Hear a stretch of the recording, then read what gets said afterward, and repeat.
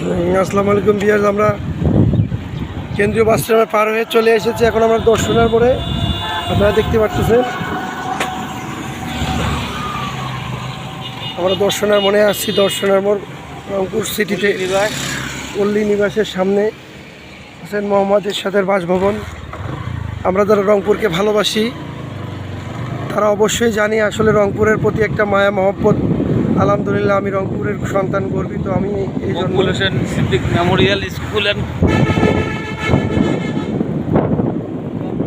আমি আসলে কোনো ডিস্ট্রিক্টকে, কোনো জেলাকে ছোটো করে পল্লী নিবাস। আলহামদুলিল্লাহ, আমি আপনাদের সকলের উদ্দেশ্যে ভালোবাসা এবং আদব রেখে কথা বলতেছি। আপনারা দোয়া করবেন আমার জন্য, আমার চ্যানেলের জন্য।